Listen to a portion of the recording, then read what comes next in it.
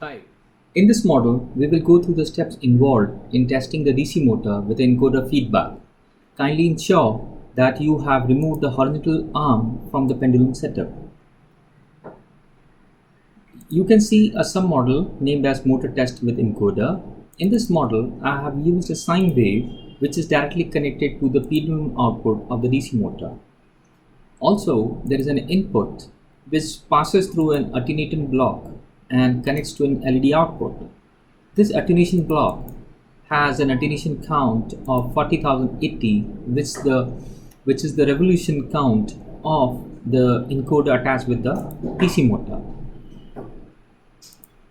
So let's start with the simulation. So here you can see that there is a sine wave output coming up in the simulation block. So if you look at the sine wave, okay, which is being shown to the output, but here our objective is to make sure that the clockwise output of the DC motor produces an positive output of the optical encoder. To download this model, go to Tools, Real-Time Toolbox, C Code Generation, select the 20sim template and select the motor test with encoder submodel. Click on OK. Say yes for the project creation. This will open the 4C toolchain. Now select the target template as Rotary inverted pendulum. So you can see that a target has been discovered which is connected through a LAN network. Click on apply and the block grows green. Click on connect block. So the encoder input is our motor input, so we select motor quadrature counter, and the output we will connect to the pendulum output of the XDA1 channel. So the attenuation block output is mandatory to connect, hence we connect it to a LED block. So we just compile the code.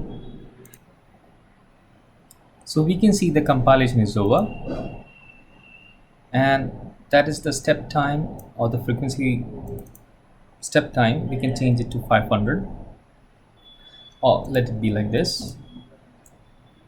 Okay, and we click on apply.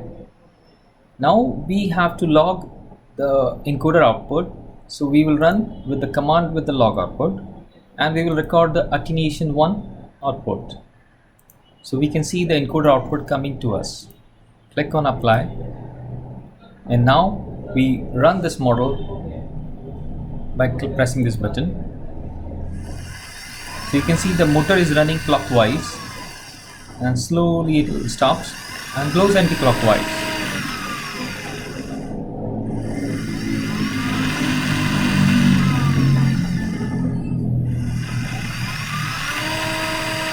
So we do it twice, so that's okay.